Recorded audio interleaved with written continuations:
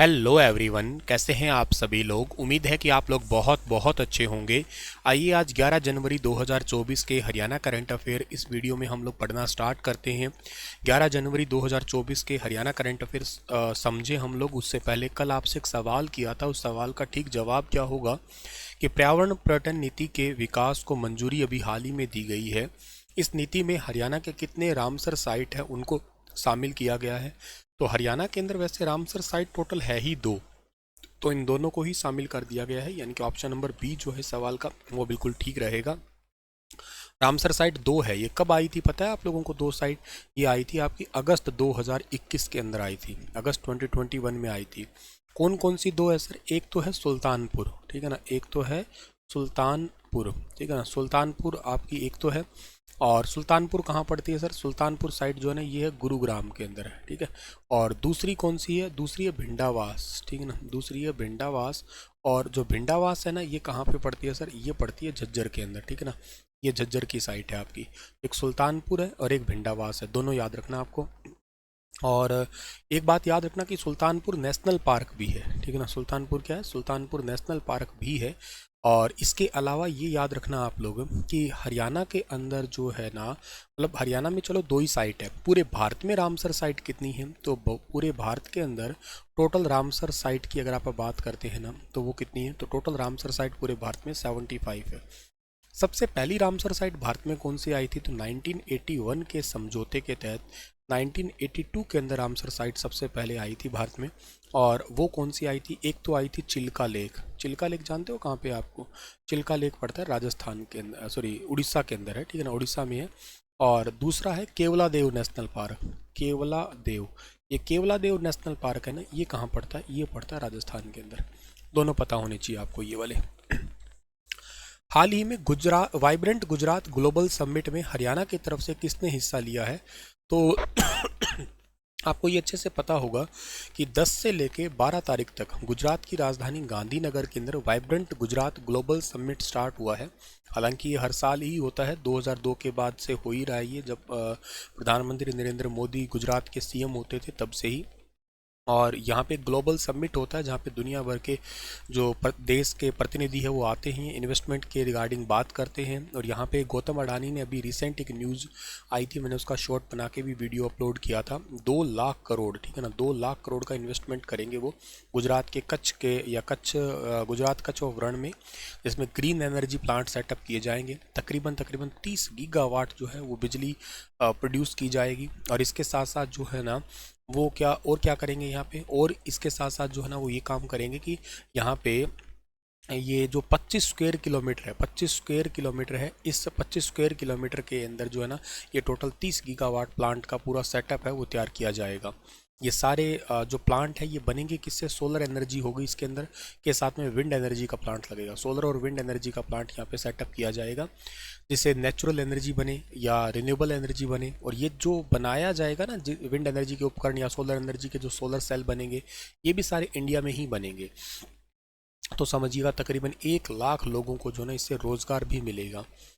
तो vibrant Gujarat global summit के अंदर हरियाणा के सीएम साहब ने हिस्सा लिया है। इसके अंदर मुख्यमंत्री हरियाणा के जो है ना इन्होंने हिस्सा लिया है। और इन्होंने जो है ना अभी बहुत सारी इन्वेस्टमेंट और के साथ इंडस्ट्रीज़ के साथ टाई अप करने की बात कही है, जैसे कि माइक्रोसॉफ्ट इंडिया और माइक्रोसॉफ्ट साउथ एशिया के अध्यक्ष श्री पुनीत चंडोक के साथ भी बैठक की है, जिससे हरियाणा के अंदर आईटी हब है उसको बढ़ाया जा सके। इसके अलावा जो है ना जापान के प्रतिनिधि मंडल के साथ ही हरियाणा में इन्वेस्टमेंट को लेकर चर्चा हुई है, ताकि हरियाणा के अंदर जापान, हालांकि जापान की डाई की कंपनी है, हरियाणा में एसटीपी के रूप में काम करती है वो। सीवेज ट्रीटमेंट प्लांट जो सेटअप किए जा रहे हैं, और सबसे पहले एसटीपी प्लांट जापान की डाइकी का हरियाणा के फतेहाबाद में लगा था ये। तो ऐसे ही मतलब जापान की कई सारे इन्वेस्टमेंट के ऊपर जो है ना चर्चा हुई है अभी वाइब्रेंट गुजरात के अंदर। तो काफ़ी ज़रूरी है ये आने वाले फ्यूचर के लिए हमारे लिए। ये सवाल भी बेहद ज़रूरी है, यहाँ से भी सवाल बन सकता है, हालांकि इसकी फुल डिटेल अभी आनी बाकी है। तो हरियाणा में हाल ही में स्वच्छता सर्वेक्षण रिजल्ट में देश भर में हरियाणा का कौन सा स्थान आया है? तो पूरे देश भर में हरियाणा राज्य का 14th नंबर है। पहला तो सवाल वेरी वेरी इंपॉर्टेंट यही है। स्वच्छता सर्वेक्षण 2023 के रिजल्ट में हरियाणा को यूँ समझिएगा झटका ही लगा है। 14वां स्थान मिला है हरियाणा को। ओवरऑल स्कोर जो है ना 1958.01 रहा है। क्लीन सिटी में स्टेट लेवल में रोहतक गोहाना को पहली रैंक मिली है। इसके अलावा सीएम सिटी करनाल और कालका को सेकंड पोजीशन मिली है। झज्जर के बेरी और पंचकुला को हरियाणा के अंदर जो ना तीसरा रैंक मिला है। गुरुग्राम नीलोखेड़ी चौथे स्थान पे, झज्जर नगर परिषद और बहादुरगढ़ नगर परिषद में हरियाणा के अंदर जो ना उन्होंने 5वां स्थान लिया है। पानीपत फतेहाबाद छठे पे है। हिसार नारायणगढ़ 7वें नंबर पे। करनाल हिसार को वाटर प्लस भी घोषित किया गया है। और इसके अलावा अंबाला घरोंडा 8वें पे है। यमुनानगर सिमालखा 9वें पे और अंबाला सदर और सोहना जो है ना ये टोटल 10वें नंबर पे है इस पूरी रैंक के अंदर। ठीक है। हरियाणा में किस स्थान पर खुदाई में 5500 साल पुराना अग्निकुंड मिला है? तो 5500 साल पुराना अग्निकुंड अभी हाल ही में मिला है कुनाल गांव के अंदर खुदाई के दौरान। ये कुनाल पड़ता है फतेहाबाद के अंदर, जहाँ पे राजा के मुकुट भी मिले थे पहले। माना जाता है कि कुनाल में हड़प्पा काल का दौर लगभग 6000 साल पहले ही स्टार्ट हो गया था। ये साइट इसलिए बहुत इंपॉर्टेंट है क्योंकि यहाँ पे जो सभ्यता पनपी है ना, उसी सेम समय पे मेसोपोटामिया, मिस्र और चीन के अंदर भी बहुत नई नई सभ्यताओं का जन्म हुआ था। और इसके अलावा यहाँ पे जो ना प्री हड़प्पा सभ्यता की आग की भट्टियाँ भी मिली है। इसके अलावा यहाँ पे ऐसे माना जाता है कि पर्शियन देशों के साथ व्यापार भी ये लोग करते थे। कच्चा माल यहाँ आता था और भट्टियों के माध्यम से मन के और मिट्टी के बर्तन तैयार किए जाते थे, जिन्हें अफगानिस्तान और बलूचिस्तान में भेजा जाता था। यानी कि व्यापार के मामले में इन लोगों ने अपना जो है ना एक पूरी प्रॉपर रूट सेट कर रखा था, जहाँ से सामान ये बेचते थे, लाते थे। ठीक है। और इसके अलावा एक साइड इनकी बस्ती थी, एक साइड ये कारखाना रखा करते थे। इसके अलावा ये जो पूरी सभ्यता थी ये सरस्वती नदी के किनारे थी, जिससे बिजनेस करने में जो है ना इनको कोई ज़्यादा प्रॉब्लम नहीं आती थी। और इसके अलावा जो है ना क्या करते थे लोग, कुनाल में सरस्वती नदी के किनारे इस शहर को बसाया गया था। यहाँ पे हड़प्पा काल में अनेक से अवशेष मिले हैं। उस समय की आधुनिक सभ्यता का परिचायक है। यहाँ लोग गड्ढा खोद के रहते थे, साथ ही अपने घरों के चारों तरफ बांस लगाकर पोस्ट होल भी बना रखते थे, ताकि लोग जो ना शाकाहार के साथ साथ मांसाहार का भी प्रयोग करते थे। बहुत सारे पशुओं को ये इस तरीके से जो है ना वो फंसाते थे और उनको पका के खाया जाता था। आग का आविष्कार तो हो ही चुका था यहाँ पे। तो पशुओं का शिकार करने के लिए तीर जैसे ब्लेड थे या कोई मनके से बनाए जाते थे, कुछ ऐसे तीखे चीज़ें बनाते थे। चांदी का मुकुट और सोने के आभूषणों के साथ साथ जो है ना सील और टेराकोटा के अवशेष भी यहाँ से मिले हैं।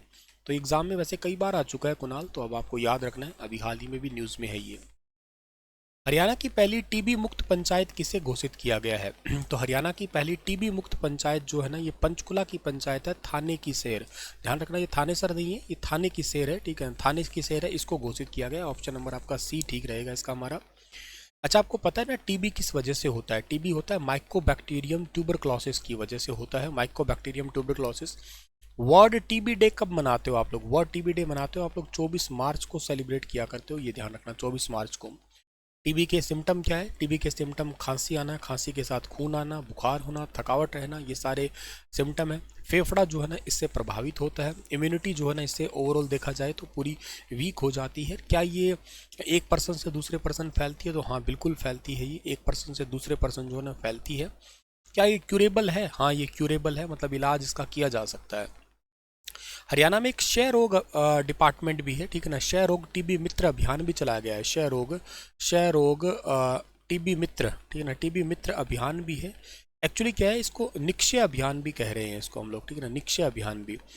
जितने भी जो क्षय है, क्षय को खत्म करने के लिए निक्षय अभियान चलाया गया। मतलब टीबी के पेशेंट है वो खर्चा खुद से उठा नहीं सकते, तो कोई उनको लोग जो है ना उनको गोद ले रहे हैं। गोद का मतलब उनकी दवाइयों का खर्चा वो उठा रहे हैं, इस प्रकार का है ये। और निक्षय अभियान का ब्रांड एम्बेसडर जो बनाया गया वो बनाया गया दीपा मलिक जो कि हरियाणा के सोनीपत के भैंसवाल कला की है। ध्यान रखना आप लोग इन्हें। चुनाव आयोग के अंदर भी उनका जो है ना ब्रांड एम्बेसडर का फोटो आया था आगे, तो वो भी इंपॉर्टेंट है। तो चलो इसी के साथ ये सेशन समाप्त होता है। आपके लिए सवाल है कि हरियाणा के कितने खिलाड़ियों को ये अवार्ड दिया गया है? हालांकि इसमें आप बता सकते हो मूल रूप से हरियाणा के जो है ना वो कितने थे, ये बताइएगा आप लोग। Thank you so much, stay happy, stay healthy.